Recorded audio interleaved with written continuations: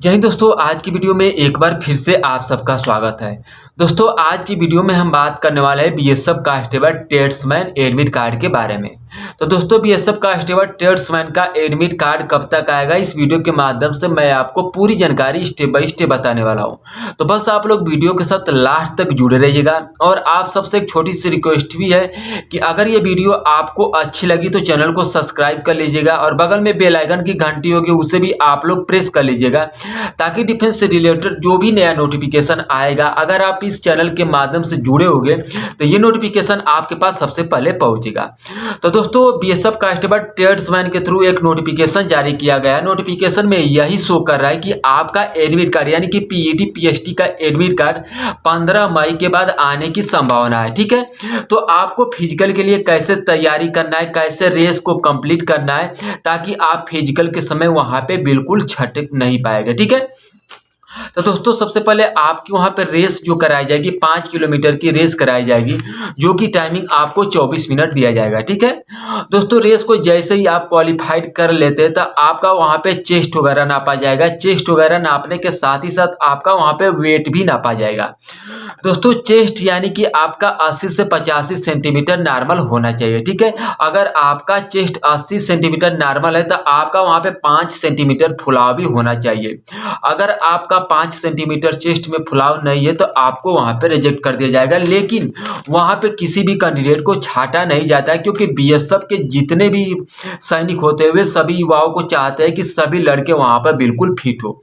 लेकिन दोस्तों, दौड़ में बहुत कम ही लड़के छट पाते हैं। तो दौड़ में जिन लड़कों को थोड़ा डर है कि मैं फिजिकल में दौड़ क्वालिफाइड नहीं कर पाऊंगा, तो उनको कैसे दौड़ना है मैं ये भी आपको बताने वाला हूं। दोस्तों, आपको 5 किलोमीटर रेस के लिए आपको 24 मिनट वहां पे टाइमिंग दी जाएगी, जो कि आपको कंटिन्यूली वहां पे रेस यानी कि दौड़ना है। वहां पे बीच में आपको बिल्कुल नहीं रुकना है। अगर आप थोड़ा सा भी मोशन लेके अगर आप कंटिन्यू दौड़ते हैं तो आप 23 मिनट में ही 5 किलोमीटर रेस को पूरी तरह से कंप्लीट कर जाएगा। ठीक है, उसके बाद दोस्तों, आपका चेस्ट वगैरह वहां पे नॉर्मल 80 सेंटीमीटर होना चाहिए, जो कि आपका 5 सेंटीमीटर फुलाव किसी हाल में भी होना चाहिए। लेकिन 80 सेंटीमीटर ओबीसी और जनरल कैंडिडेट के लिए और एसटी कैंडिडेट के लिए वहां पे चेस्ट का जरूरत होता है। लेकिन अगर एससी या ईडब्ल्यूएस से अगर आप बिलोंग करते हैं तो वहां पे आपका यानी कि 78 नॉर्मल से चेस्ट होना चाहिए और 5 सेंटीमीटर आपका वहां पे फुलाव होना चाहिए। ठीक है,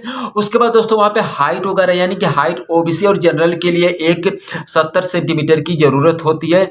और अगर आप एसटी और ईडब्ल्यूएस कैटेगरी से बिलोंग करते हैं तो आपका वहां पे जो हाइट यानी कि 168 और 168 सेंटीमीटर भी रहेगा तो आपका वहां पे हाइट को क्वालिफाइड कर दिया जाएगा। ठीक है, उसके बाद दोस्तों, वहां पे वेट वगैरह नापा जाता है। तो वेट का वहां पे कोई मान्य नहीं है। अगर आपका वेट 80, 90 या 50 से ऊपर है तो आपको वहां पे यानी कि क्वालिफाइड कर दिया जाएगा। ठीक है दोस्तों, अगर आप इन चीज़ों में क्वालिफाइड हो जाते हैं तो आपका वहाँ पे यानी कि डॉक्यूमेंट चेक किया जाता है। डॉक्यूमेंट चेक आपका कैसे किया जाता है, डॉक्यूमेंट आपको क्या क्या लेकर जाना है, डॉक्यूमेंट ओरिजिनल लेकर जाना है कि डॉक्यूमेंट आप 2 कॉपी लेकर जाना है, यह भी मैं बताने वाला हूँ।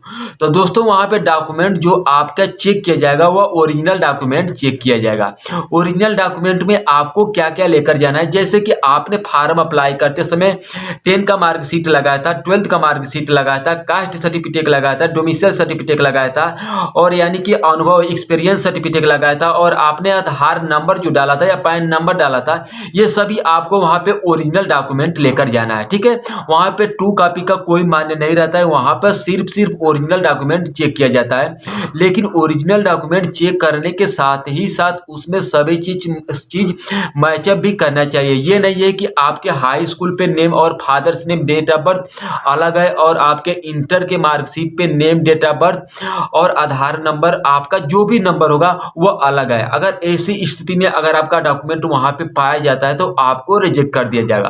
तो आप लोग डॉक्यूमेंट ले जाने से पहले आप लोग अपना पूरा डॉक्यूमेंट को बिल्कुल सही तरीके से मिला ले कि क्या मेरा डॉक्यूमेंट हाई स्कूल के मार्कशीट, 12th के मार्कशीट और आधार कार्ड से मैच कर रहा है कि नहीं कर रहा है। अगर जिस बंदे का मैच नहीं कर रहा है तो वे अपना यानी कि सुधार करवा कर भी आप फिजिकल के समय ओरिजिनल डॉक्यूमेंट वहां पे लेकर जा सकते हैं। ठीक है, उसके बाद दोस्तों आपका वहाँ पे आधार कार्ड का चेक किया जाता है कि आपका आधार कार्ड का नंबर कौन सा है। आपने जब फार्म अप्लाई किए थे तो उसमें आधार नंबर क्या डाले थे और आपका रियल पे आधार नंबर क्या है, ठीक है।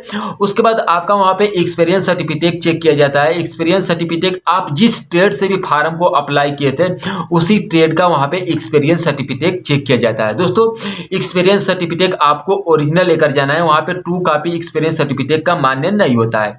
एक्सपीरियंस सर्टिफिकेट पे आपका यानी कि जिस होटल से या जिस चीज से भी आप क्वालिफाइड की है तो आपका उस पर मोहर भी होना चाहिए और मोहर के साथ ही साथ उस पर आपका एक फोटो भी लगा होना चाहिए। दोस्तों अगर एक्सपीरियंस सर्टिफिकेट पे अगर आपका फोटो नहीं लगा है तो आपको वहां पे रिजेक्ट कर दिया जाएगा। तो आप लोग अपना एक्सपीरियंस सर्टिफिकेट पे आप अपना फोटो एक जरूर लगाए और फोटो लगाने के साथ ही साथ वहां पे आप अपना सेल्फ असिस्टेंस का साइन भी जरूर करें, ठीक है। उसके बाद दोस्तों ये सब चेक होने के बाद आपका टी टेस्ट कराया जाता है, ठीक है। टी टेस्ट आपका बिल्कुल नॉर्मल कराया जाता है। अगर आप जिस स्टेट से फार्म को अप्लाई किए हैं, जैसे कि आपने कुक का, बार्बर का, वाटर कैरियर का, जिस स्टेट से आप फार्म को अप्लाई किए उसी स्टेट का वहाँ पे मतलब कि टी टेस्ट कराया जाता है।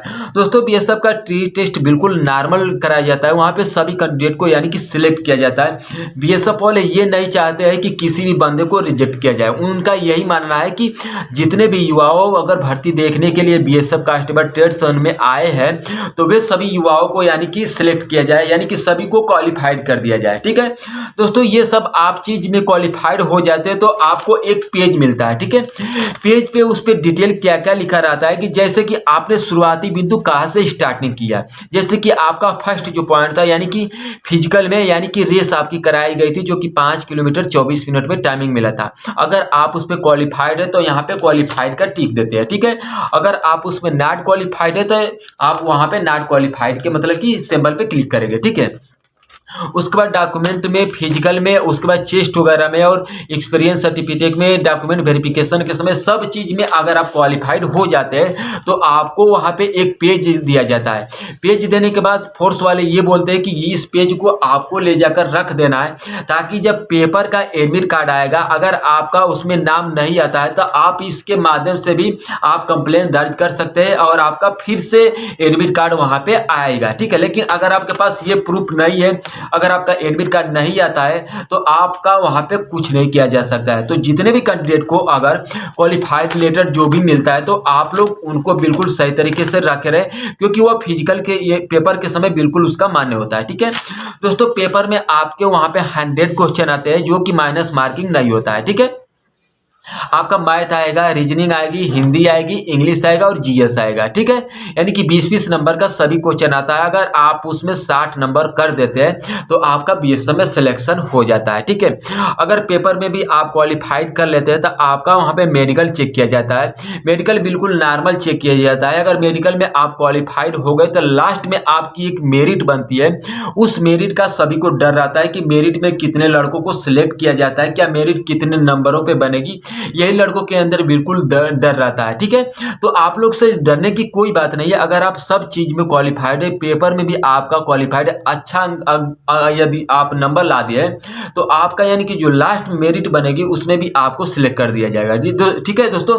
उसके बाद जैसे ही आप मेरिट लिस्ट में आपका नाम आता है उसके बाद तुरंत आपका ज्वाइनिंग करा दी जाती है। ज्वाइनिंग के बाद आपका ट्रेनिंग स्टार्ट हो जाता है जो कि ट्रेनिंग के समय आपको 34,000 कुछ मतलब कि वेतन पर मंथ मिलता है, ठीक है। तो दोस्तों इस वीडियो के माध्यम से जो भी आप सबको इन्फॉर्मेशन बताया हो, ये इन्फॉर्मेशन आपको कैसा लगा? अगर ये वीडियो आपको अच्छी लगी तो चैनल को प्लीज सब्सक्राइब कर लीजिएगा और बगल में बेल आइकन की घंटी होगी उसे भी आप लोग प्रेस कर लेना ताकि डिफेंस से रिलेटेड जो भी XYZ नई वैकेंसी आए अगर आप इस चैनल के माध्यम से जुड़े होंगे तो ये नोटिफिकेशन आपके पास सबसे पहले पहुंचेगी, ठीक है। तो दोस्तों अगर आप इस चैनल के माध्यम से नहीं जुड़े रहेंगे तो बहुत से वैकेंसी ऐसे आती है जिससे आपको पता ही नहीं चल पाता है कि मेरे क्वालिफिकेशन के अनुसार कौन सी वैकेंसी आई है। लेकिन अगर आप इस चैनल के माध्यम से जुड़े होंगे तो ये नोटिफिकेशन आपके पास जरूर पहुंचेगी, ठीक है। तो दोस्तों तब तक के लिए जय हिंद, जय भारत।